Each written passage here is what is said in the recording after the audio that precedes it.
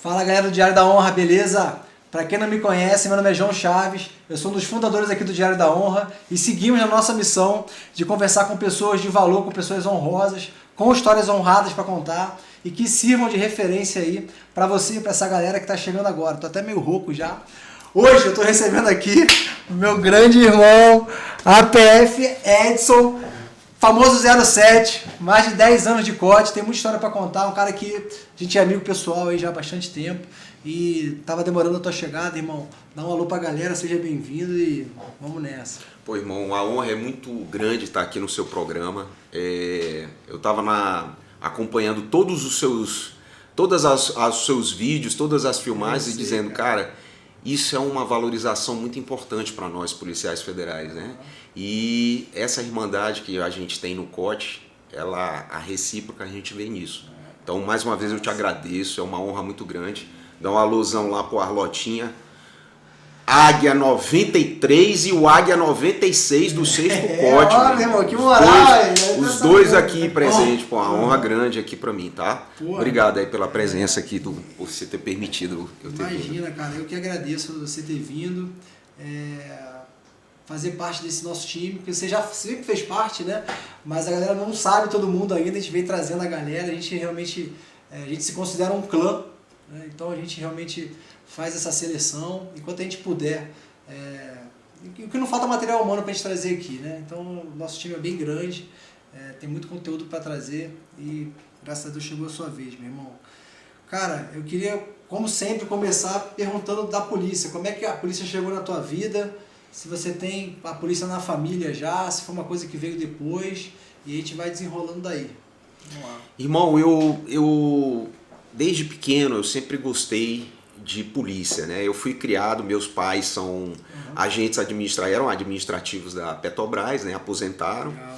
E eu sempre convivi com militares, então eu olhava aquilo ali e eu dizia, cara, eu quero vestir um uniforme, eu quero ser militar ou policial. Isso desde pequeno. Então, desde pequeno eu busquei isso, eu alimentei isso dentro de mim, né? Eu tive a oportunidade com 12 anos de fazer o primeiro concurso público meu. Eu fiz para o Colégio Militar de Fortaleza. Imaginei quando você falou 12 anos, imaginei. Pois é, despreparado e tal, todo, eu saí com a prova embaixo do braço. Fiquei meio nervoso porque na hora a galera que estava na fila, o oficial lá que estava coordenando a prova disse, rapaziada, vamos passando a prova um pro outro. Aí foram passando e eu fui olhando, eu digo, pô, me dei bem. Aí passei a prova e pensei que tinha passado a minha. Eu tava com os livros embaixo do braço. Botei não entregou a tua prova? Não entreguei a prova, cara. Saí da sala, bicho, eu fiquei indignado, revoltado. Novão ainda, 12 anos. Né? 12 anos, criança e tudo, mas eu não desanimei, cara. Eu continuei estudando, continuei assim, nunca fui aquele aluno 10 da sala de aula. Praticava muitos esportes, sempre gostei, né? Eu sempre treinei, fiz judô, né? Fazia natação, fiz muita natação e tal. Então eu praticava atividades físicas e paralelo a isso eu estudava e conseguia, né? Eu tive a honra de estudar com o Águia 08, o Nixon. Estudamos no General Osório. Estudamos no General Osório, a Arlotinha conhece bem. Pois é, o Nixon, Águia 08, um grande operador que eu tive a honra de conhecer na época que a gente fez o General Osório. Eu não o conheço pessoalmente, mas eu sei que é alto nível. É, altíssimo nível. E aí o que acontece? Hoje é um Sensei, né? O Sensei cabecinha. Black Belt, né? Black Belt. Crossfiteiro também, né? Crossfiteiro também. Obrigado. Tô ligado, Eli. Tô acompanhando. Na hora que tu cair por aqui, já era. Aí o que acontece? Quando eu completei 18 anos, eu prestei o serviço militar obrigatório. Lá, eu tive certeza de que o mundo que eu queria era esse aí, cara. Porque eu tive contato com FAL, atirava de submetralhadora lá, de pistola e tal. E aí eu dizia, cara, essa porra eu quero, cara. Eu gosto disso, eu me amarro nisso, entendeu? É isso que eu quero pra minha vida, entendeu?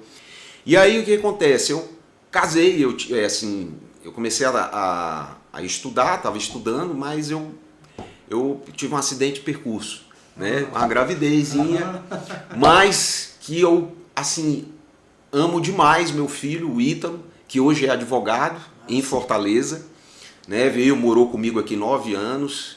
Ítalo, ó, papai aqui, ó. Massa. Ó.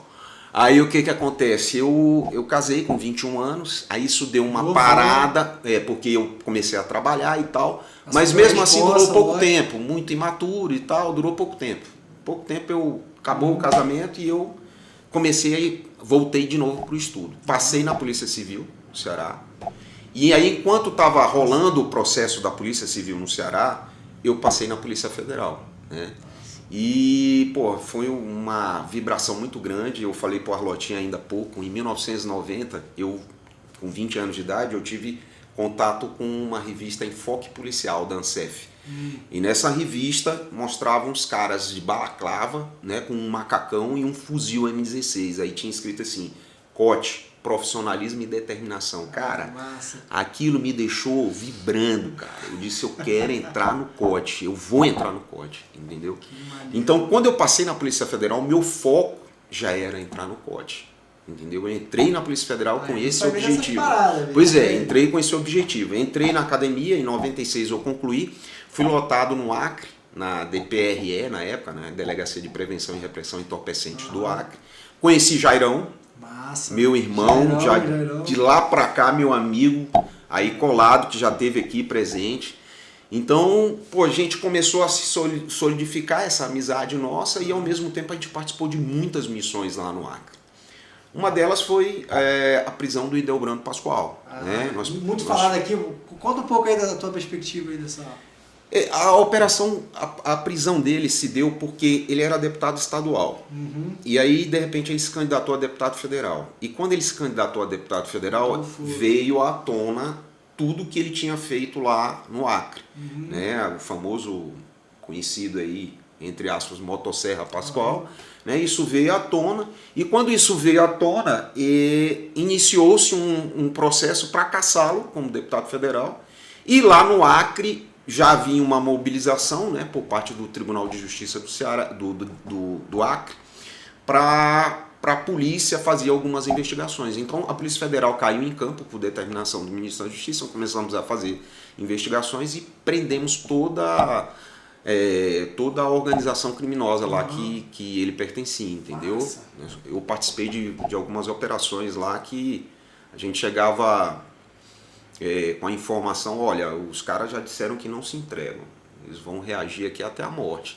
Então ia o pessoal da DRE, ia com reforço, todo mundo com MP5 e tal, mas graças a Deus ninguém reagiu, porque teria tombado lá na época, né? Então o que acontece?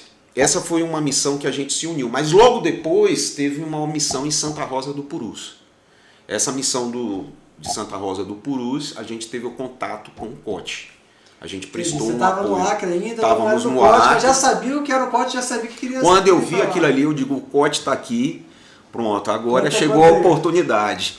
Corria com eles todo dia. A operação foi em Santa Rosa do Purus. Tinha um pilotão especial de fronteira, um PEF, que é um batalhão que é na divisão da fronteira, Brasil-Peru. Ele tem um marco lá, um marco de fronteira. Então não tem lugar para sair, ali não tem lugar para ir. Você só chega lá de aeronave e de embarcação algumas épocas do ano, né? Então a gente foi de helicóptero para lá, encontramos com a rapaziada do COT e todo dia eu corria com a rapaziada do COT. Eu digo, agora que eu tenho que fazer o meu. E naquela época lá quem era? Na época quem tava... antigo, tu lembra? Quem tava lá? Maris, tava Julião, tava Márcio, tava Daniel, tava Ribeiro... Tava Leilê, toda a rapaziada que são pioneiros. Esses já vieram aqui e a outra metade viraram. Pioneiros e veteranos do COT, né? E, porra, a gente corria junto, a gente fez esse contato inicial. O Jairão também estava lá, nessa missão em Santa Rosa. E quando a gente teve esse contato com o COT, né? Na época não existia curso de operações no COT. Então, como é que se dava os recrutamentos? O efetivo era muito pequeno. Creio eu que não ultrapassava 12 policiais no COT, aí eles estavam começando a recrutar dentro das operações que eles participavam. Eles plotavam um cara, viam, pô, esse cara é bom. E aí entrevistava e fazia um teste físico. E aí o cara vinha para o COT. Agora, existia um nivelamento com o Nosley, né? Nós vinhamos para o COT, mas a gente começava a fazer módulos de cursos. Por exemplo, em 2000, eu cheguei no final de 99, logo depois chegou o Jairão. Em 2000, A gente fez um módulo de salvamento em alturas no CTO dos bombeiros. Nós fizemos um módulo, alguns operadores do COT ia intercalando. Aí depois vinha outra equipe, quem não tinha fazia os cursos. Fiz também um curso de montanha. Daí é que vem o apelido de 07 desenrolado. Ah, é? Então o teu 07 foi o 07 da montanha. Foi na montanha, porque eu sabia disso. Pois é, porque no COT, o curso do COT foi em 2000, né? Entendi. E em 2000 meu número era 09. Entendi. O 07 foi na montanha, porque na montanha e o Nixon estava comigo lá também. O Nixon fez esse curso de montanha comigo. Na montanha em 2000, o capitão virou, nós estávamos fazendo aquela corridinha que a gente faz ao redor do quartel, né? E aí, porra, a corridinha é um caralho, um corridão, né? E eu ainda falei corridinha Michuruca. Corridinha Michuruca, uma corridinha assim, ó. Eu fui puxar a Charlie Mark lá no nosso estágio em montanha, e aí, pô, puxei corridinha Michuruca, meu irmão. Aí dobrou a corrida, né? Ah, é Michuruca? Então se arrebenta. Pô, nem me liguei, tô cansado pra cacete. Pois foi mais ou menos isso aí o que aconteceu comigo, né? O capitão pediu pra galera puxar uma Charlie Mark, aquele silêncio absoluto. Como eu já tinha servido ao exército, né, e tinha um cara que era guia de montanha e ele puxava, né, na época era sargento Lobo, ele era exefex e guia de montanha, ele puxou uma canção e eu gravei aquilo ali, entendeu? Pô, agora é a hora. É a hora, eu larguei a voz, o capitão se amarrou e quando terminou, na formatura que ele foi entregar o certificado, ele disse: "Parabéns, 07, você é desenrolado." A galera do COT que não perdoou ouviu e começou a 07 desenrolado. Mas foi aí que surgiu esse apelido, entendeu? Cara. Foi em 2000. Pô, tá registrado aqui. Pô, eu não sabia disso. Foi. Depois eu tive que aguentar as gozações com a canção que eu fiz. Né? Na árvore da montanha, olhei lá, eu tive que adaptar. Aí pronto, aí já viu, né? Mas faz parte, isso aí faz parte. Então, em 2000, a gente fazia esses módulos. Nós fazíamos esses módulos em 2000, né? Então, a gente fez esse, eu fiz o de montanha. Aí em 2001 veio a operação que era a desocupação da Estrada do Colono. Aquilo ali foi uma operação logística gigantesca. Você já no COT? Eu já no COT, sim, porque eu entrei no final de 99. E o delegado era o Daniel? Daniel Gomes Sampaio, que já veio aqui. Um abraço, meu eterno líder. Aí, todo mundo faz essa referência a ele. Ele é. Ele tinha uma capacidade assim fora do normal de organizar as coisas, o caos. Ele organizava o caos. Ele é um OE por natureza, porque o OE se faz no caos. Exatamente. É no caos, quando você tá aquela perturbação que tá todo mundo perdido, o OE tá mantendo a calma e dizendo: faz isso, faz aquilo. É a cara do Daniel isso. Que massa. É a cara dele.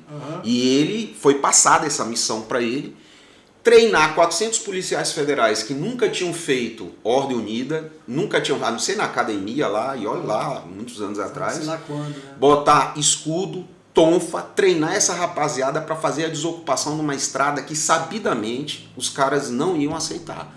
Por quê? Eles tinham ocupado dentro de um parque nacional, de uma reserva lá em Foz do Iguaçu, essa reserva era gigantesca. Eles tinham colocado uma balsa e estavam faturando com transporte de caminhão. Essa estrada economizava não sei quantos quilômetros para caminhoneiros, então muito caminhão atravessava por ali pelaquela balsa. Eles tinham criado uma vila do outro lado, dentro da reserva ainda, uma vilazinha. E aí o que acontece? Houve pressão internacional e houve essa determinação para desocupar.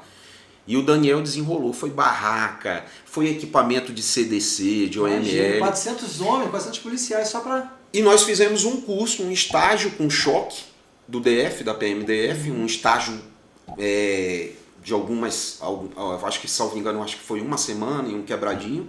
E depois fizemos um estágio de tonfa, com bastão tonfa, que tonfa hoje não se usa, mas na época se usava muita tonfa. E a gente foi ministrar instrução para 400 policiais federais, só o COT mesmo, para desenrolar um negócio desse. Para 400 policiais federais lá na Itaipu. Na Itaipu tinha uma área gigantesca lá.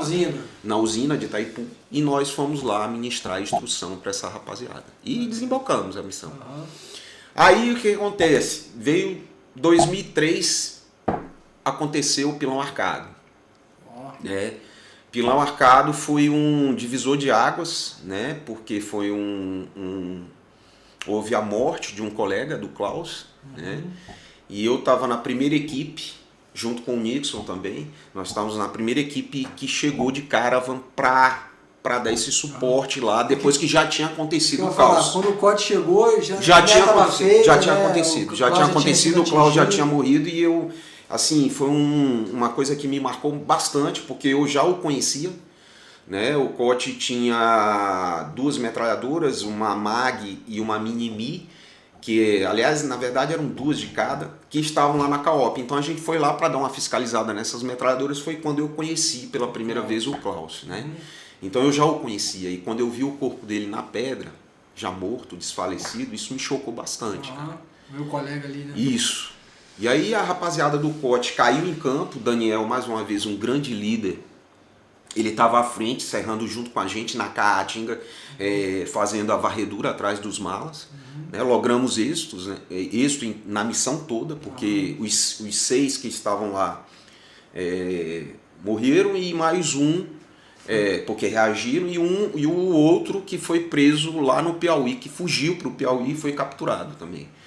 Então, assim... Isso foi um assalto a banco, né? Sim. Que o COT foi chamado depois já do rescaldo, já depois que... Sim, né? depois que já tinha acontecido de 2 colegas, três colegas estarem feridos e um morto. Essa operação é muito representativa no DPF, né? Que foi um divisor de águas, realmente, Sim. uma tragédia. E a gente já trouxe, inclusive, o Normal aqui, que estava no helicóptero junto com o Klaus, né? Então, vou deixar até o card do Normal aqui. É uma operação muito cara pra gente, né? Porque realmente foi um colega... E eu tenho uma coisa assim para narrar, que o Normal, assim, eu considero um dos melhores operadores aerotáticos que eu tive a honra de conhecer durante a minha trajetória. Massa, porque o Normal, quando ele viu o corpo do Klaus estendido ali com um rabo de macaco, preso na barca do helicóptero, ele pegou o Klaus nos braços e saiu correndo pela rua pedindo socorro.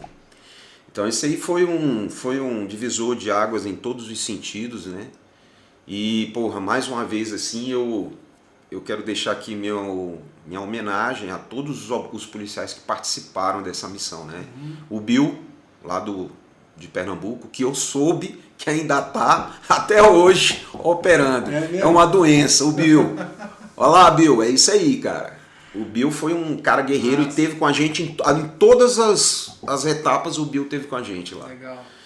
É assim, depois disso veio o curso de Caatinga, que a gente não tinha. Nós apanhamos muito, porque desses módulos que a gente tinha também feito... apanhei na Caatinga bastante. Não. Mas a gente apanhou 2 vezes. Então apanhamos 2 vezes, né? A gente resolveram colocar o COT para fazer o curso de Caatinga, o estágio de adaptação à Caatinga com o Exército Brasileiro. Né? Foi feito em 2003, Danaquim participou também, Segovia estava lá no COT na época, ficou um período no COT. A gente fez por quê? Porque a gente quebrou muita cabeça, cara. Assim, alguns operadores do COT lá se machucaram, como foi o caso do Márcio, né? Porque a gente não tinha essa expertise. Caatinga é uma região bem inóspita. O Márcio, por exemplo, meteu a mão num faveleiro de galinha lá, a mão dele ficou totalmente inchada. A gente não conhecia a vegetação, não conhecia o ambiente. E depois desses cursos, aí passou a incorporar, inclusive, nos cursos de operações táticas. Ali é punk, ali não é qualquer um que vive ali não, irmão. Ali não é. Não é. Reconhecer mesmo. O sertanejo é um cara rústico e dificilmente ele não vai conseguir se adaptar a qualquer outro ambiente. Exato. Porque pior do que aquilo ali eu acho difícil de encontrar. E aí o que acontece? Depois veio o curso de operações táticas, né? E uma honra, uma satisfação muito grande ter tido o Machado como coordenador do curso, né? Aqui também, Machadão. Machado. E, pô, foi uma honra grande. Inclusive, fui eu que discursei no final. Você fez o primeiro curso? Primeiro curso de operações táticas. Primeiro curso de operações táticas. Fiz o primeiro curso de operações táticas.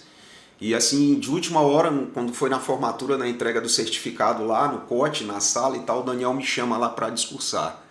Eu sempre fui muito de emoção, cara. Eu sempre fui muito de coração, sabe?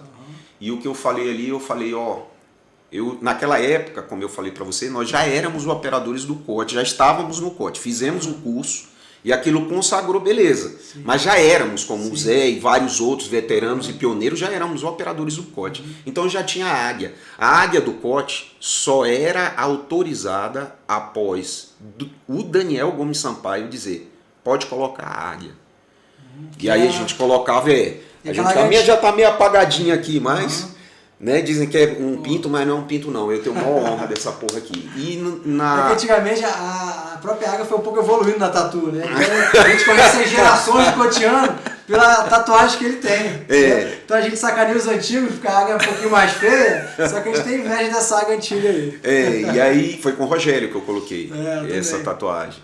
E aí o Daniel só autorizava depois que o cara realmente mostrasse para que veio. Então eu já estava com 2 anos de COT, em 2002 que eu coloquei essa tatuagem. E aí no curso do COT, quando eu fui discursar, eu virei para a rapaziada do COT e disse, essa águia aqui eu coloquei porque isso aqui é uma irmandade. Aqui a gente está dividindo operações e dando sangue um pelo outro e não existe isso em lugar nenhum. E tal, aí eu comecei a falar, nego bateu palma de pé e tal, eu ganhei até uma faca lá de presente. Eu falo com o coração. Foi massa porque foi uma honra para mim muito grande, como eu te falei, o meu sonho estava realizado ali, né? Eu entrei no COT, estava junto com os guerreiros como o Zé.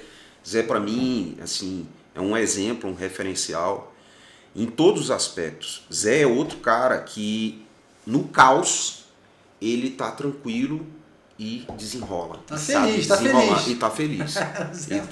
Tá feliz. Então, assim, meu abraço para vocês é eterno.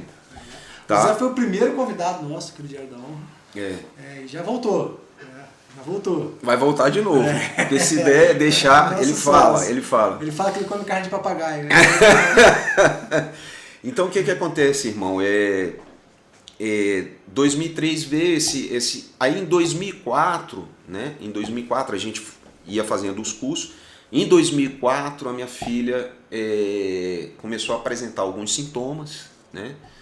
Alguns sintomas aí, a gente ia no médico, não conseguia identificar o que era e tal. A situação foi se agravando. Aí chegou um ponto, eu pedi para o Daniel para ir pro plantão porque saiu um diagnóstico que ela estava com leucemia. Leucemia mieloide, né? Quantos anos tinha? Mielobasta. Ela estava com 2 anos e 8 meses. Arrepiei. E aí, meu irmão, a minha vida parou ali. Parou, né? Parou porque a gente passou a ter que cuidar dela, se dedicar para ela e... Assim, ela começou tratando em Brasília, mas eu encontrei o Instituto Infantil Domingos Aboldrini, profissionais excepcionais, é uma instituição filantrópica que fica em Campinas, São Paulo. E aí ela fez um tratamento lá, durou 10 meses. Depois desse tratamento de 10 meses, eu não saí do COT, eu continuei lá, Daniel me deu todo o apoio, Lawrence deu todo o apoio, Lawrence foi sniper do COT. Né? Lenda também. E lenda total, uma lenda. Foi secretário de Segurança Pública do DF. É um cara também, outro, igual o Daniel. Um dia a Laura estará aqui com a gente, não tenho dúvidas. Merece porque é um irmão fora do normal. Minha eterna gratidão a você, Lawrence, no fundo do coração, tá? E aí o que acontece? Depois desse tratamento eu voltei, comecei a ajudar os cotianos, né, em instruções, ajudava em instruções ali, tal. E aí quando foi em 2007, que já tinha terminado o tratamento, eu retornei para operações. Já estava recuperada, graças a Deus, né, graças a Deus. E em 2007 a gente retornou para operações e ficou 2007 e 2008.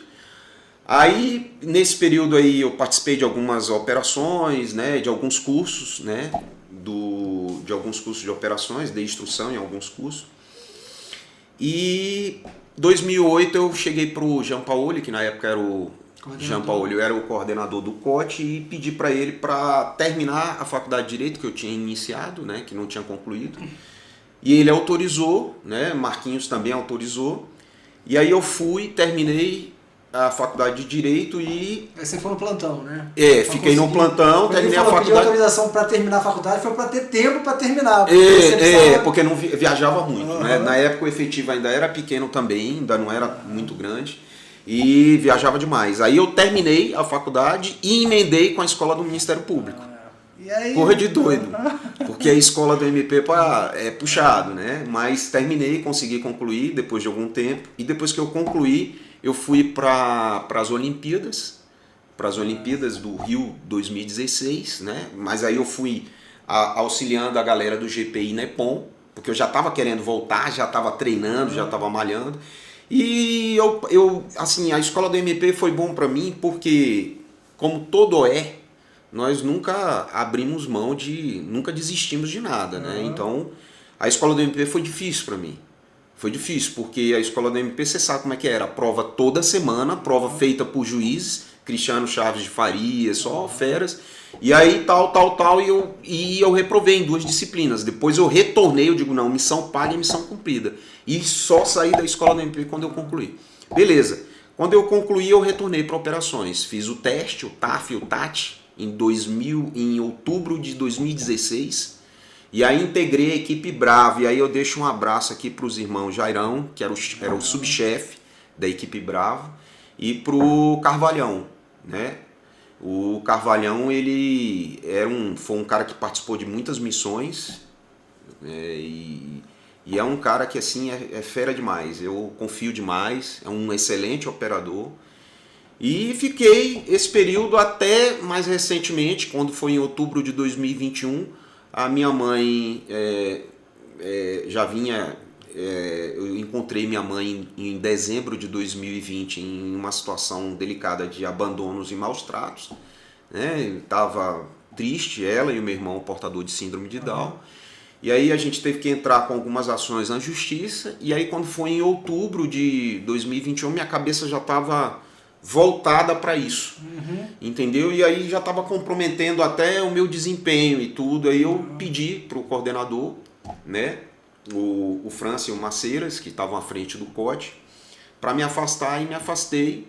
E estou em processo de remoção para o GPI Nepom, lá no Ceará, para dar esse apoio para minha mãe, essa qualidade de vida para ela no final da vida dela, que ela está com Alzheimer, ela é hipertensa, tem Alzheimer, tem osteoporose, e o meu irmão, portador de síndrome de Down, também tem alguns problemas de saúde, para dar esse apoio para eles. Eu acho interessante assim, você citar essas dificuldades familiares e tudo, porque tem gente que acha que para a gente conseguir alcançar uma coisa importante, como operar no COT, tudo tem que estar perfeito para as coisas acontecerem, né? Só que nunca está nada perfeito, né? A gente tem que ir se adequando mesmo.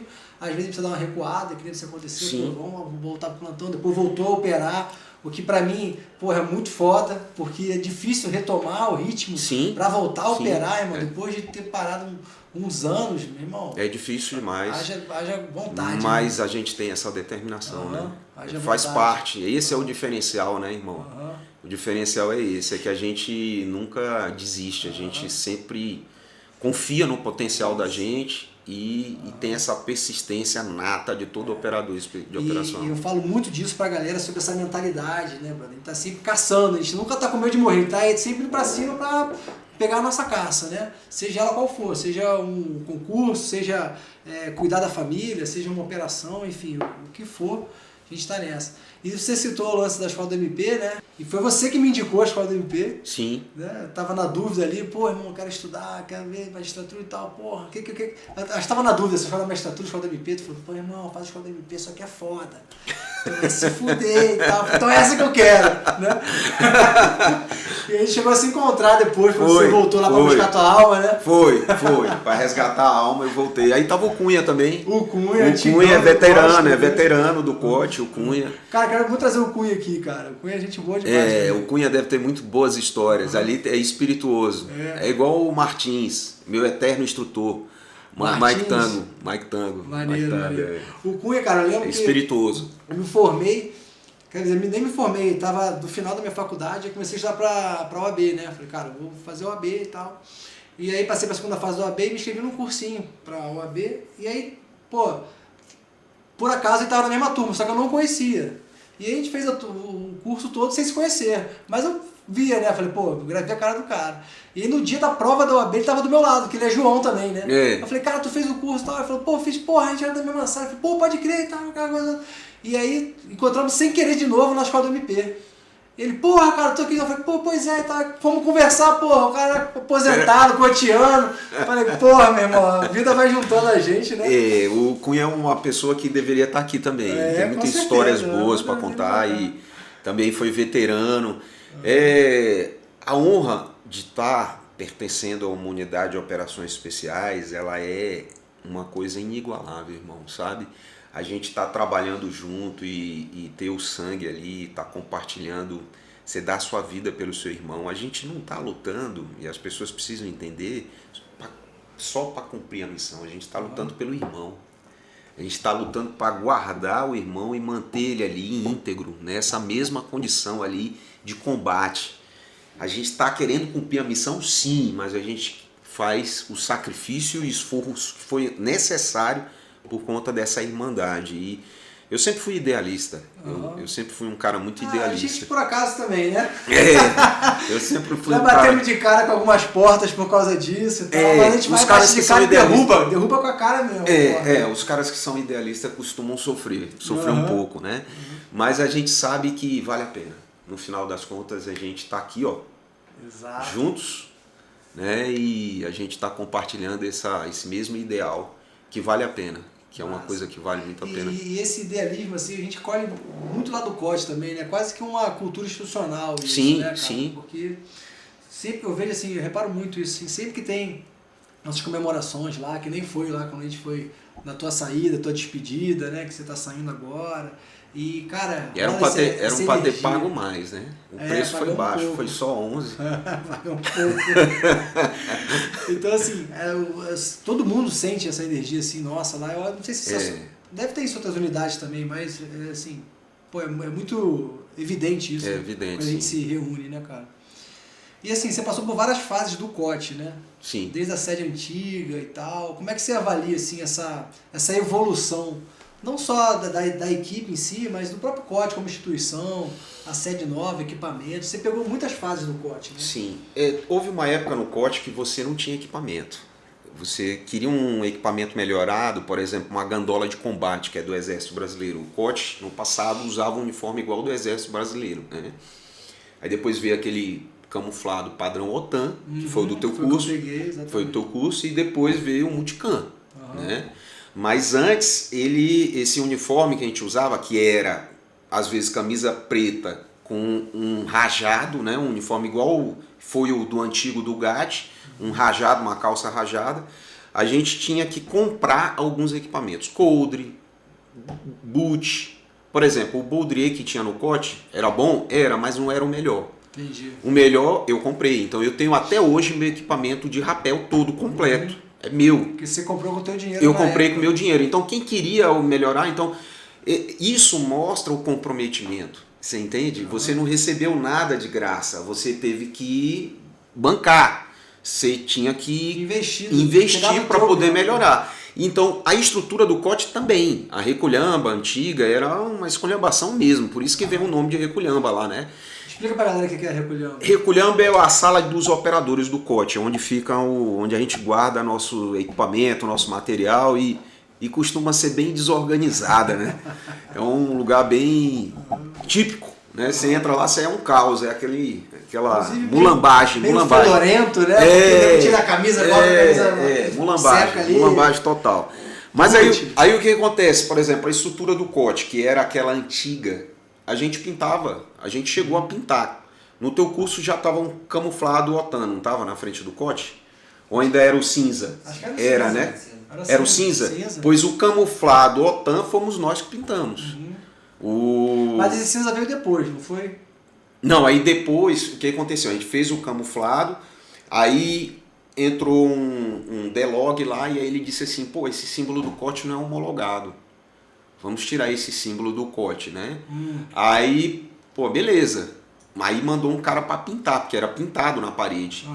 Era o camuflado e o pintado. Já era aquela placa. Pois aí o Rogério, o tatuador nosso grande irmão Rogério, fez aquele quadro em compensado naval, né? Aquele símbolo do COT, para colocar lá. Ah, quer tirar? Tira, beleza. Só que quando o cara... tinha sido ele que tinha feito. Foi o Rogério. Aí quando foi para pintar, o coordenador, o Delog lá, mandou um cara lá para pintar esse símbolo do COT lá. Aí o Daniel, negativo. Se é para pintar, é para pintar a parede toda. Não vai pintar só o símbolo, Claro, não. Vai ficar aquela coisa ridícula. É. Aí ele pintou de cinza, entendeu? Aí depois, posteriormente, eu acho que a gente voltou com um camuflado. Eu não me lembro mais.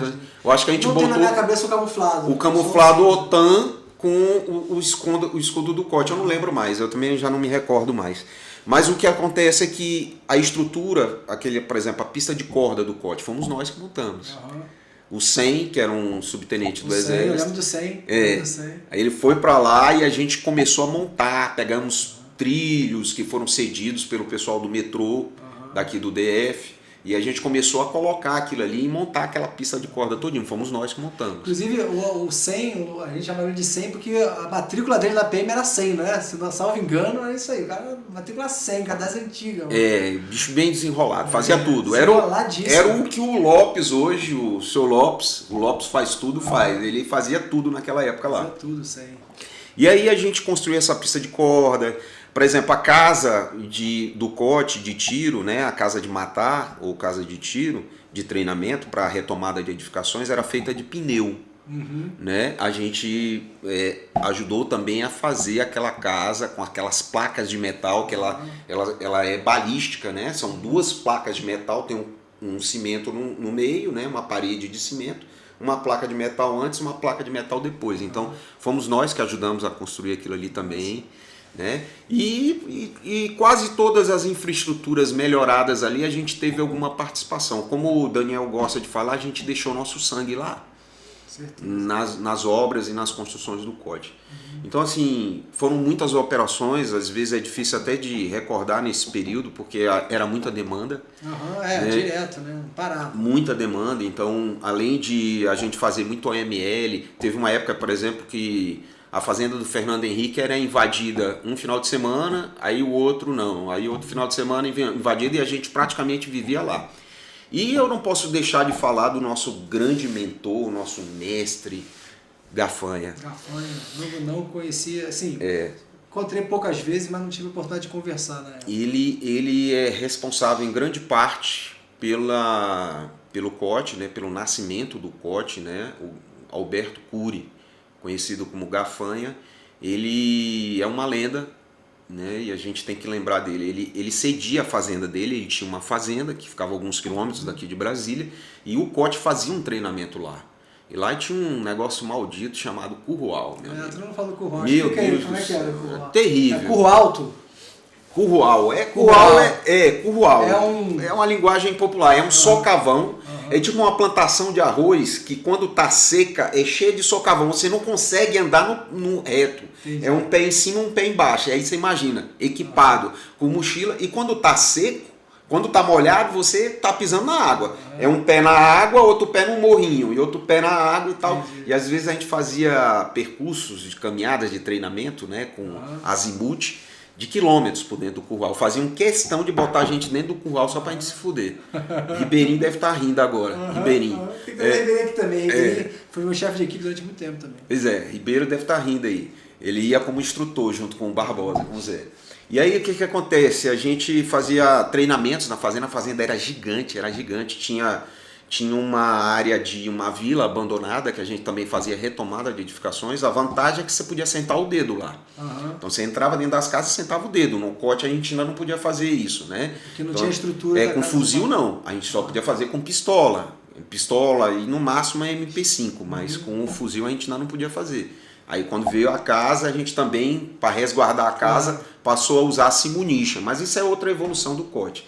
Na época a gente ia para essa casa lá e fazia tanto patrulha, como patrulha rural, como a gente fazia a retomada de edificação nessas casas. Essas vilazinhas. Então era uma coisa frequente, era muito frequente a gente ir para a fazenda do Gafanha. E assim, o Gafanha foi responsável por muitas das coisas que o COT adquiriu, né? Ele era uma pessoa muito bem relacionada, muito capaz. E não só nessa parte de infraestrutura, mas de conhecimento também. De conhecimento, né? sim. Parte de sem sniper e dúvida. tudo, todo mundo fala que ele que deu aquela partida ali do... O Daniel falou uma vez, uma oportunidade, falou pra mim que a pessoa que mais entendia de arma longa no Brasil era o Gafanha. Ele é caçador, né? Era caçador, ele caçava também, caçava inclusive na África, ia pra África caçar. A fazenda dele tinha búfalo. É mesmo? Tinha búfalo, né? Eu não vou falar aqui do evento. Fala. Não falar Se não for comprometer, ninguém for preso, pode falar. De onça. Né? O meu amigo Chinite aí que já veio aqui pode lembrar disso aí, que tem uma onça lá. Ele vai retrucar de lá dizendo assim, que a Mucura Fight, né? A luta que eu tive lá em Foz do Iguaçu com a Mucura. Mas um evento foi engraçado. Eles se depararam com uma onça lá e todo mundo se assustou e, porra, vamos dar tiro na onça ou vamos correr? E o Chinite ficou falando, alardeando, tem uma onça, tem uma onça. Eu acho que a onça ouviu essa porra e vazou, ficou com medo, aterrorizado e correu. Mas na vozinha dele. A vozinha, tem uma onça, tem uma onça. Pois é. Ele se fode, mas se diverte. A gente se fode sempre assim. Mas aí o que acontece, irmão? Eu reputo o Gafanha aí e assim deixo minha homenagem aqui registrada para ele, porque isso é importante, como o cara, o fundador do COT e um cara, por isso que hoje nós temos lá na frente do COT uma pedra com a placa do COT fincada e uma águia de metal com 3 metros de envergadura de asa. Porque quem fez essa águia aí foi o filho dele, o Tinzinho, o Alberto Cury também, o filho, né? Que fez essa águia como uma homenagem ao pai. Ah, essa águia que tá lá? Ai, que massa, cara. Eu não sabia disso. Foi ele que fez. Que maneiro, entendeu? Cara. E assim, doou, fez Mais a doação. Uma vez a gente se beneficiou com aquela coisa maravilhosa. Ele fez uma doação para o COT, né? E assim, como uma homenagem ao pai dele. Não sabia disso, cara. O pai dele, que é o fundador e um dos responsáveis pelo aprimoramento e crescimento do COT, né? Cara, que informação fantástica essa. Não tinha a menor ideia disso. Pra mim, a administração que tinha mandado fazer aquela água, colocar... Não, ele doou aquilo ali e assim, o Tinzil, né, como a gente chama ele carinhosamente, sempre ele estava presente ali, acompanhava. A história que ele era caixa grossa, que ele é casca grossa. Era molequinho, mas estava treinando com vocês, né? Ele sempre estava acompanhando o pai, né? O pai ia e tudo, aí dava as instruções pra gente e tal, e ele ia junto ali, estava sempre perto ali. Um abraço aí e mais uma vez uma gratidão enorme aí por essa figura aí, o Tinzil. Tem muitas histórias no COT, né, na verdade. Se você trouxer veteranos aqui, pioneiros, o Lelê, por exemplo, vão ter várias outras. O Lelê é uma figura, cara. Lelê aqui, sim, foi operador aerotático lá. Sim, foi junto com o Machado. Do Paroá. Casca grossa. Casca grossa. Junto com o Machado foi um dos... me chefiou. Teve uma operação, por exemplo, que a gente foi para... me recordei agora, para Boa Vista. Uma ONG chamada Ourihi. O que aconteceu? Um agente do IBAMA encontrou em terra Yanomami um garimpo ilegal. Aí eles estavam lá com uma espingarda e tal, entraram nesse garimpo. Aí, quando eles chegaram no garimpo... Era dos próprios índios? Não, o garimpo eram garimpeiros que estavam na terra indígena garimpando, usurpando a terra indígena. Então, quando ele foi abordar o garimpo, ele tomou um tiro e caiu no rio. Morreu, caiu no rio. Aí a equipe, os garimpeiros correram para o mato, essa informação que nos chegou, eles correram para o mato. Quem tomou o tiro? Esse agente do IBAMA. O agente do IBAMA, ele entrou lá, estava com uma espingarda, e quando eles foram abordar, quando eles foram abordar, os garimpeiros atiraram e ele foi alvejado, caiu no rio. E o Lelê estava chefiando a missão que o COT foi chamado para tentar encontrar o corpo do agente do IBAMA. Nós fomos chamados para lá. Aí nós pousamos, aí Silvestrinho aqui, vou lembrando o nome. Silvestrinho, piloto dos bons demais. Ele estava pilotando, acho que, salvo engano, era um Carajás, que é uma aeronave bimotora, né? Na minha época ele já estava no jato, se não me engano. Mas na época ele pilotava o Carajás e para pousar nessa pista, que é no meio da selva mesmo, pesada, braba. Essa reserva indígena é no meio de uma selva. Para você chegar até essa ONG lá, Oriri, você não enxerga a pista, cara. Eu olhando aqui pelo para-brisa, caralho, cadê a pista? E o Silvestre descendo, e as aves chegando, e cadê a pista? De repente passa um morrão assim, a pista aparece e ele desce. Cara, sem sacanagem, as asas lambendo as árvores ali. Né? Ele pousou, cara, muito bom, piloto excelente, né? Aí parou a aeronave, desembarcamos e tal, e fomos de rio. Depois pegamos uma embarcação e descemos o rio para tentar encontrar o corpo dele. Não encontramos. Né? Encontramos até um cadáver lá de uma cobra, de uma sucuri gigante, e aí voltamos de barco. Né? E foi uma das missões que o Lelê chefiou. O Lelê sempre foi um cara muito correto, muito centrado. Então a gente mantinha a seriedade ali na missão o tempo todo. Depois que a gente voltou lá para a ONG, aí relaxamos, aí ficou mais tranquilo. Mas foi uma das missões agora que eu lembrei do Lelê. O Lelê deve ter muita história para contar. Foi um operador aerotático também, antes de voltar, de retornar para o COT. Ele é pioneiro. Nossa. Ele é um dos fundadores do COT. Então tem... O Lelê é enfermeiro não. Socorrista. Socorrista, vai olha o cotovelinho dele. Quem quer se precisar faz uma cirurgia, você que se for. Quem não deve gostar dele é o Shoa. Acho que eu lembro da história. Ozonil. Tem uma história dessa, né? Eu nem lembro direito qual é a história, mas como o Shoa não tá aqui pra se defender, eu não vou pedir pra você contar. Mas teve uma dessa que o Lelezinho, não, deixa comigo. É o Ozonil. Tudo era Ozonil. Eu tô com dor no pé, Ozonil. Tá na série, pra todos os mares, é Ozonil. Abraço, Lelê. Mas e abraço pro Shoa também. O Shoa também. Grande Shoa. Irmão, você tá, tipo assim, fechando um ciclo agora no COT, né? Sim. E já dá pra ver que... quer dizer, dá pra ver, eu vou te perguntar isso.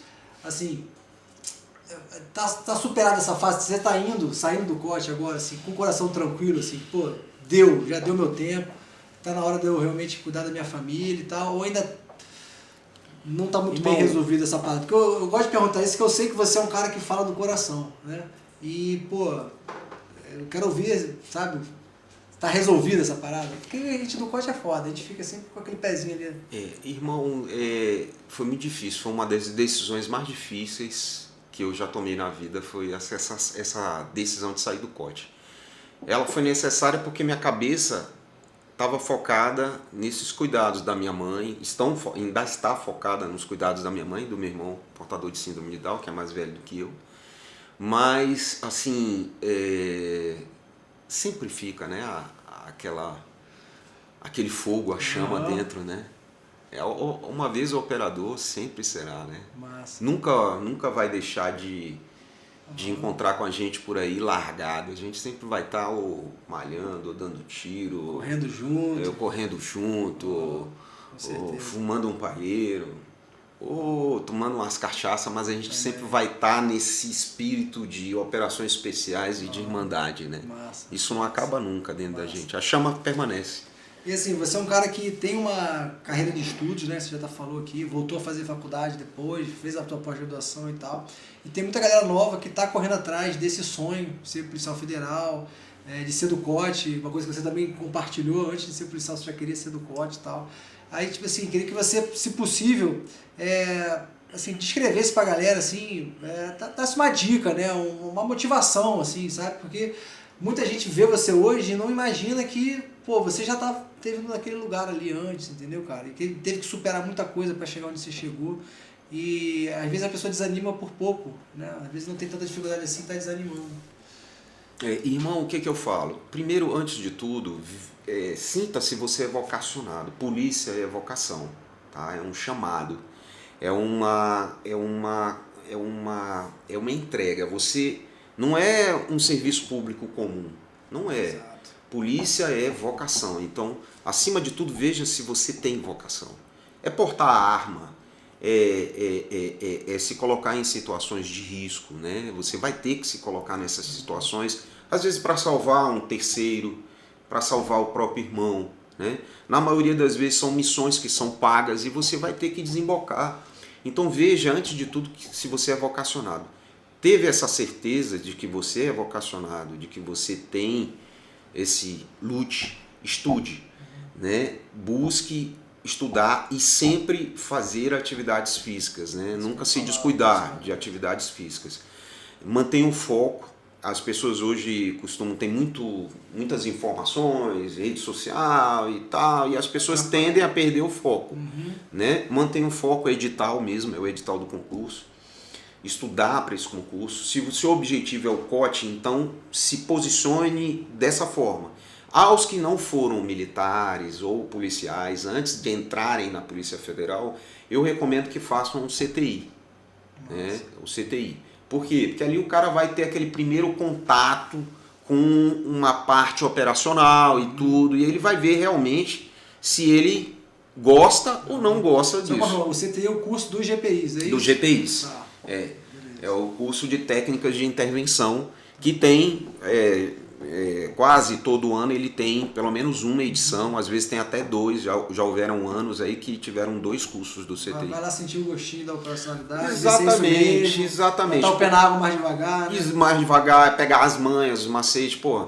O cara sair na semana administrativa do COT é uma coisa absurda, mas acontece. Pô, acontece. O cara que não sabe macetear um boot, o cara que não sabe macetear a mochila, aí vai fazer a marcha logo no começo do curso de operações, se estrupia. Nós temos história de operadores que voltaram depois, deixaram a alma no COT, voltaram e conseguiram se formar, mas jamais maceteado, né?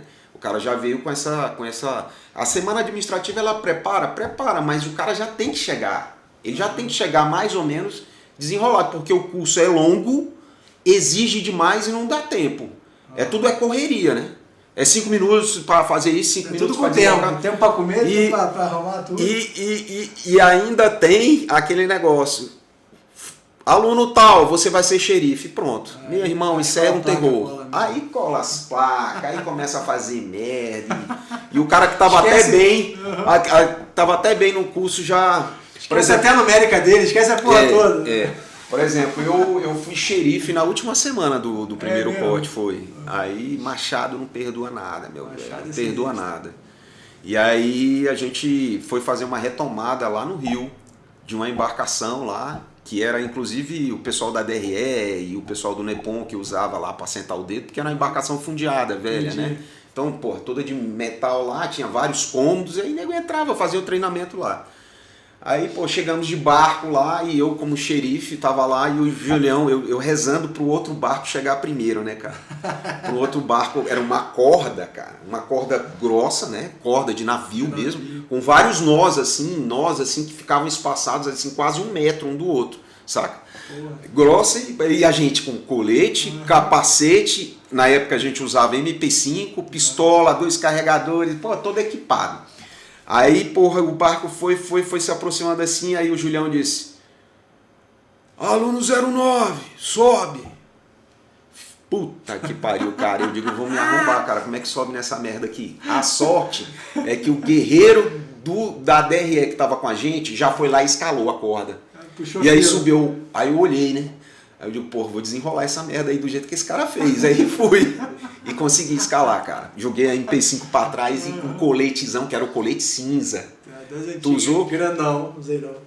A placa de cerâmica, meu. A placa de cerâmica eu usei. Pois era a placa de cerâmica, aquele colete cinza pesado pra caralho e o capacetão. Aí fizemos uma retomada lá e porra... Aquele capacete que o Maris fala que é igual o frango da Sadia, né? E capacete, é o Fritz, aquele capacete alemão, tipo alemão mesmo. Aí o que acontece? Quando a gente foi fazer a retomada lá, a missão era o Marquinhos e o Machado, que eram os instrutores. Eles disseram, ó, vão ter alvos atiráveis e alvos não atiráveis. Eles deviam ter voltado lá do GS-19, né? Deviam estar com as manhas. Isso aí foi em 2003, né? Isso foi em 2002, no curso de operações, no final do curso de operações. E aí eles disseram, pô, tem alvos atiráveis e alvos não atiráveis, só que tava escuro, meu brother. E aí, a velha história, a pica vem sempre pro xerife, né? Xerife, desenrola! Aí quem é que tem lanterna aí nessa porra? Eu peguei um cara, porque nessa época a gente entrava como um binômio, era binômio. Hoje não é mais assim, é free flow, então é a coisa mais fluida, mas na época era binômio, você pegava 2 binômios, então eu peguei um binômio. Tô contigo. E era segurando, exatamente. Aí um outro operador com lanterna eu botei junto com a equipe, quer dizer, quem ia jogar a lanterna era esse cara e os 2 iam atirar, olha só, se isso aí tinha chance de dar certo. Uma lanterna para mirar 2 alvos. Aí, meu brother, fomos entrando e tomando conta do navio e tal, pá. E no final, meu irmão, lá veio um machado naquela boquinha torta dele assim. Xerife, seu animal! Mataram todos os reféns. Por quê? Porra, escuro pra caralho, o nego viu. E o que ele colocou como alvo não atirável? Ele colocou a silhueta, velho. E não falou isso, era pra fuder mesmo. Aí, porra, meu irmão, o nego sentou o dedo, matou aí, porra, 50, estão me devendo 50, já começamos a pagar ali, ó. Pagamos ali, depois desembarcamos. Já de noite, cansadão, né? Mas praticamente encerrou ali. Massa. Encerrou ali Era a carga primeiro final curso. ali do curso. Foi a carga final do curso. E eu me lembro disso porque, porra, cara, isso aí foi... Eu vibrei, cara. Eu fiquei emocionado demais. Xerife, como xerife do COT ali, eu tava cumprindo o meu sonho. Então, a dica assim que eu deixo é essa aí. Se você for vocacionado, se você tem esse sonho, lute por ele. Mantenha o foco, estude, porque para entrar na Polícia Federal você precisa estudar muito. Está pegando.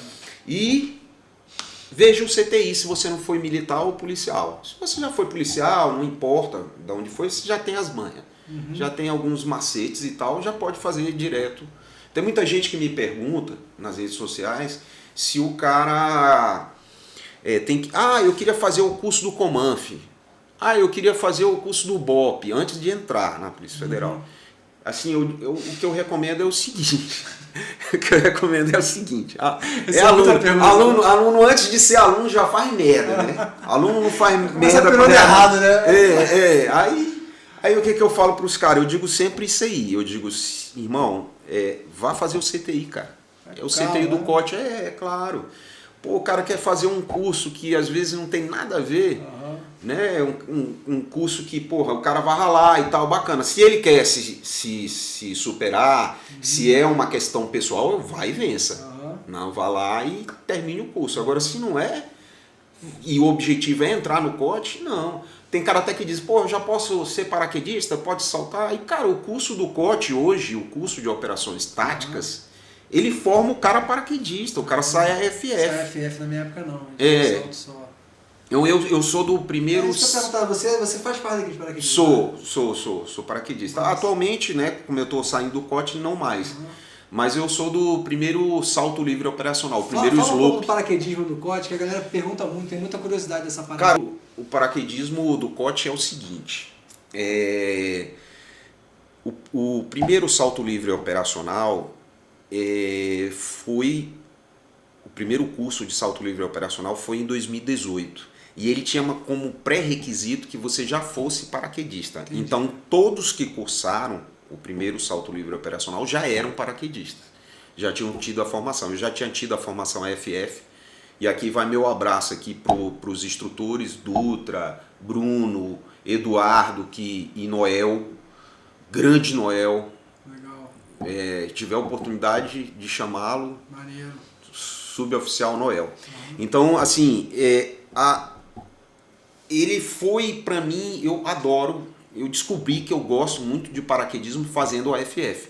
Mas o slope, pra mim, foi o salto livre operacional foi uma realização muito grande, porque uma coisa é o fan jump, que é aquele salto que você salta curtindo. Outra coisa é você saltar, meu amigo, com uma mochila de 20 quilos, com um fuzil prendendo a sua lateral aqui, tá? Tendo que desembarcar numa área amarela, tá certo? E equipar para ir cumprir uma missão, tá? Eu queria aqui fazer só um adendo aqui para a gente encerrar com relação ao salto livre operacional. Nós fizemos uma missão em Mato Grosso do Sul. Essa missão foi coordenada pelo pessoal do GISE de São Paulo, e meu abraço pro Tartinha, que estava à frente lá do GISE de São Paulo.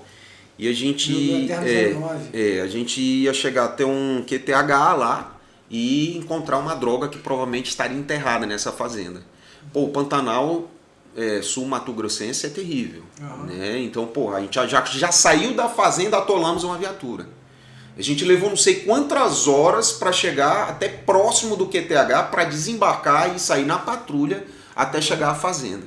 Entendeu? Então, assim, o COT opera em todo o Brasil. E por operar em todo o Brasil, assim, eu vejo como uma necessidade o salto livre operacional. Massa. Eu não posso deixar aqui de deixar meu abraço e respeito e minha honra ao Torquato, que é um irmão que se acidentou num salto livre operacional.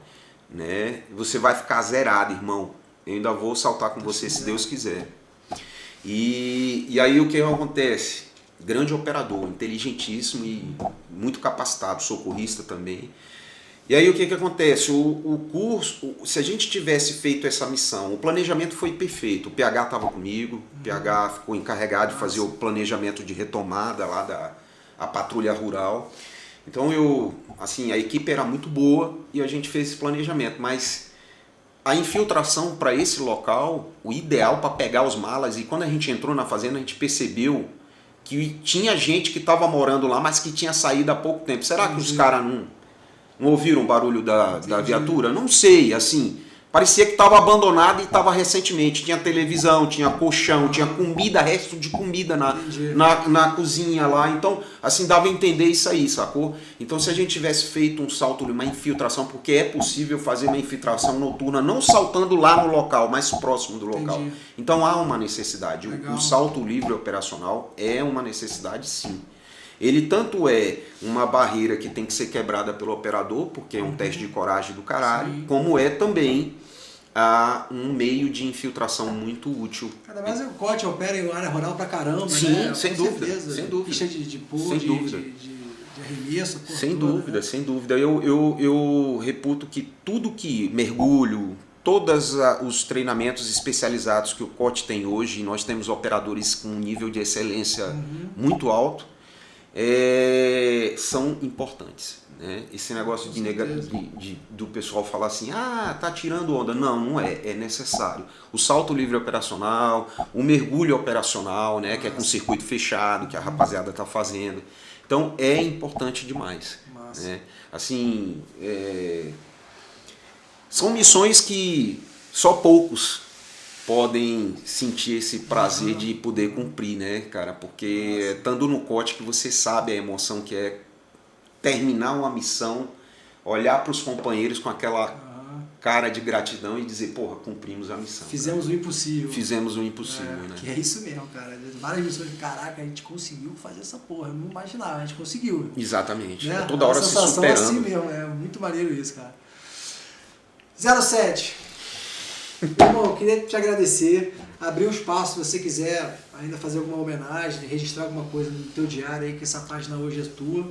E, enfim, te agradecer pela tua disponibilidade, tá tudo sendo meio corrido, rapidinho, né? Porque aquela corrida do dia a dia, mas queria abrir um espaço para de repente você fazer suas considerações finais, enfim, deixar aquele registro maneiro, né?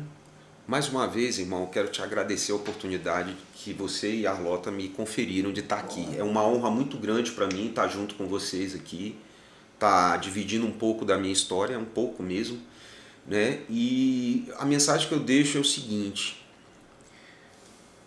o COT é a minha unidade do coração e sempre será. Nunca vou abandonar, nunca, sempre que um cotiano tiver aonde for, precisar contar comigo, eu estarei lá, irmão. E isso eu falo do meu coração e eu sei porque essa convivência que nós tivemos, eu sei e quem é cada um e sei confiar em cada um. Então, irmão, COT sempre. Essa é a mensagem que eu digo. Porra, vibrando. Irmão, muito obrigado. Um cara fantástico. Valeu, um cara fantástico mesmo. Valeu. Galera, muito obrigado. Curte, compartilha o conteúdo e vamos nessa. Até a próxima. Valeu.